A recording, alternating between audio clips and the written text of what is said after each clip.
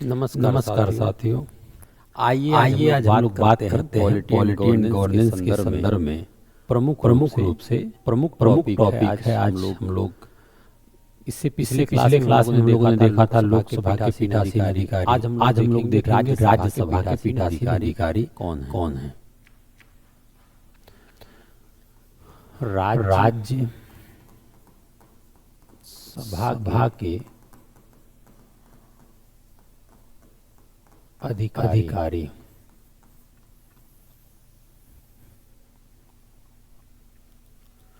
देखिए राज्यसभा के पीठासीन अधिकारी देखेंगे तो भारत के उपराष्ट्रपति राज्यसभा के पदेन सभापति होते हैं। ये बात आपको हमने पिछले क्लास में बताया था। ठीक है। जो भारत के उपराष्ट्रपति होते हैं वो राज्यसभा के पदेन सभापति होते हैं। ठीक है।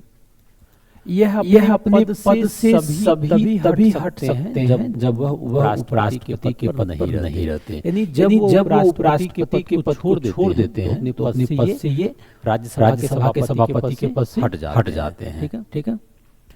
लोकसभा के अध्यक्ष के विपरीत राज्यसभा का सभापति सदन का सदस्य नहीं होता है। यह बात इम्पोर्टेंट है। जैसे आपने देखा लोकसभा के अध्यक्ष सदन का मेंबर होते हैं, लेकिन राज्यसभा के सभापति सदन का मेंबर नहीं होते हैं। ठीक है। अध्यक्ष की तरह सभापति भी पहली बार मत नहीं दे सकता है। मत बराबर होने की स्थिति में वह अपना मत दे सकता है। यानी कि राज्यसभा के अध्यक्ष भी मत देने का अधिकार नहीं रखते हैं, लेकिन जब मत बराबर की स्थिति में आ जाए, ठीक है, तो इनका निर्णय बहुत ही महत्वपूर्ण होता है। ठीक है।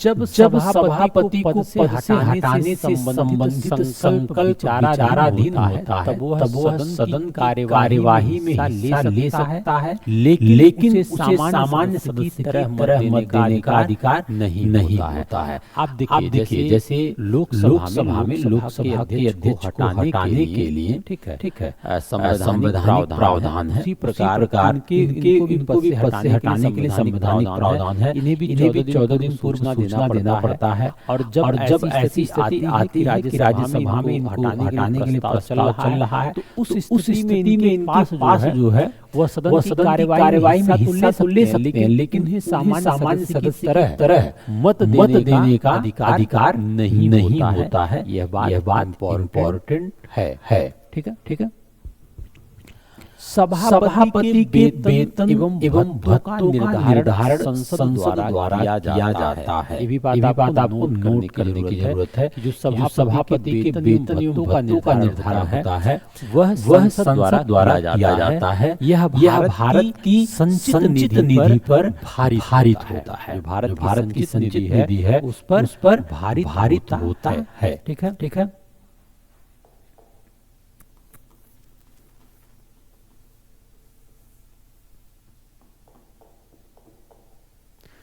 इनकी शक्तियों के बारे में अगर बात की जाए,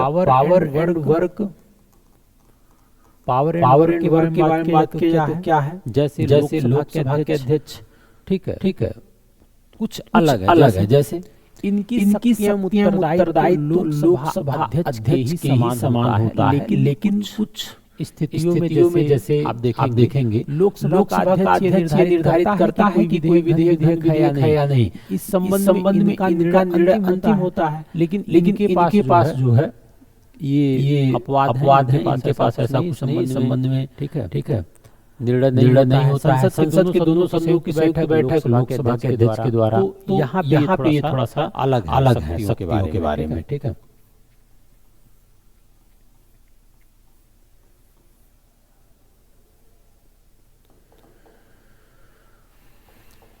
राज्यसभा के उपसभापति के बारे में भी प्रावधान किया गया संविधान में। आप जानते हैं कि सभापति के साथ सभापति तो अनुच्छेद 89 ठीक है। राज्यसभा का सभापति राज्यसभा के सभापति को अपना त्याग पत्र सौंप सकता है। ठीक है। जो राज्यसभा के उपसभापति हैं, उसी राज्यसभा में से जो वरिष्ठ मेंबर होते हैं उन्हें जो है उपसभापति के रूप में भी चयन हो जाता है। ठीक है। तो राज्यसभा का उपसभापति राज्यसभा के सभापति को अपना त्याग पत्र भी सौंप सकता है और राज्यसभा का सभापति भारत के राष्ट्रपति को अपना त्याग पत्र सौंप सकते हैं। जो राज्यसभा के सभापति हैं, ठीक है, वह भारत के राष्ट्रपति को अपना त्याग पत्र सौंप सकते हैं। ठीक है, ये बात इम्पोर्टेंट है।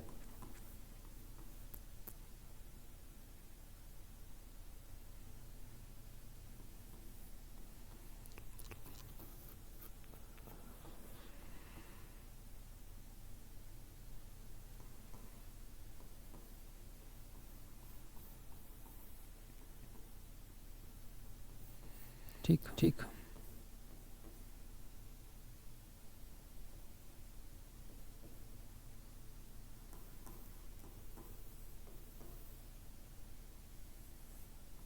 ये बात हो गया।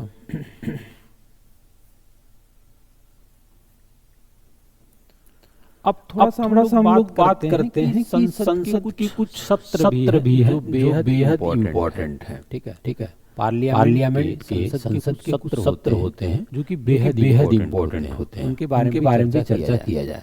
संसद के सत्र जैसे आप देखते हैं, सत्र आहूत करना, अनुच्छेद आर्टिकल 85 में प्रावधान है सत्र आहूत करना। ठीक है।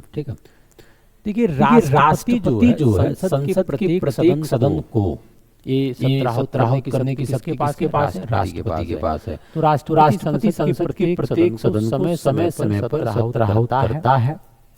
संसद एक वर्ष में कम से कम दो बार बैठक करना चाहिए। संसद का सत्र इसकी प्रथम बैठक से लेकर इसके सत्रावसान के मध्य की समय अवधि होती है। ठीक है। एक सत्र के सत्रावसान एवं दूसरे सत्र के प्रारंभ होने के मध्य की अवधि को अवकाश कहा जाता है। अवकाश कहा जाता है। ठीक है। इसके बाद देखेंगे स्थगन का जो प्रावधान पीठासीन अधिकारी है, जैसे लोकसभा अध्यक्ष। ठीक है। राज्यसभा के सभापति। स्थगन पीठासीन अधिकारी द्वारा स्थगन के माध्यम से संसद के सत्र को स्थगित किया जाता है। जो संसद का एक सत्र है उसको स्थगित किया जाता है, जो कुछ निश्चित समय कुछ घंटे या सप्ताह का हो सकता है। स्थगन में कुछ निश्चित समय कुछ घंटे दिन या सप्ताह का हो सकता है। यह सदन की बैठक निश्चित समय के लिए स्थगित कर देता है। ठीक है। एक और शब्द है अनिश्चित काल के लिए स्थगन। एक और शब्द है अनिश्चित काल के लिए स्थगन। इसका तात्पर्य सदन के अध्यक्ष या सभापति द्वारा अनिश्चित काल के लिए सदन को स्थगित करने से है। नेक्स्ट है सत्रावसान। राष्ट्रपति सदन की सत्र में होने की स्थिति में इसके सत्रावसान से संबंधित नोटिफिकेशन जारी करता है। ये राष्ट्रपति के पास सत्रावसान करने का।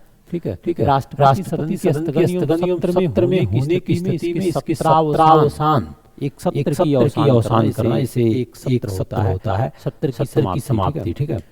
संबंधित नोटिफिकेशन जारी करता है। इसके से सदन की बैठक के साथ सदन का सत्र भी समाप्त हो जाता है। सत्र छोटी पॉइंट है, लेकिन सत्रावसान पूरे की समाप्ति कर देता है।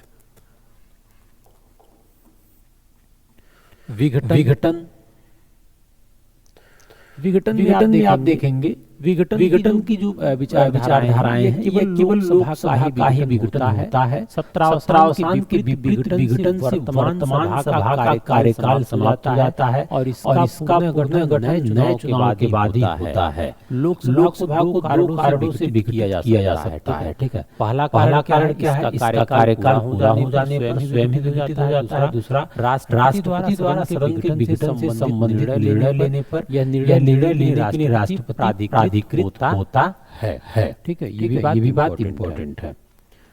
जब लोकसभा का विघटन हो जाता है तो इसके सभी कार्य जैसे विधेयक, प्रस्ताव, संकल्प, नोटिस आदि समाप्त हो जाते हैं। जब लोकसभा का विघटन हो जाता है तो इसके सभी कार्य जैसे विधेयक, प्रस्ताव, संकल्प, नोटिस आदि समाप्त हो जाते हैं। ठीक है।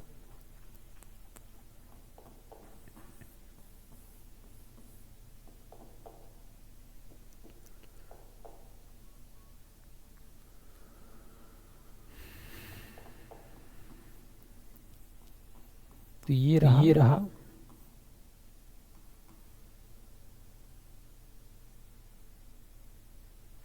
कुछ और टर्म है बेहद इंपॉर्टेंट है, उसे हम लोग नेक्स्ट क्लास में देखेंगे।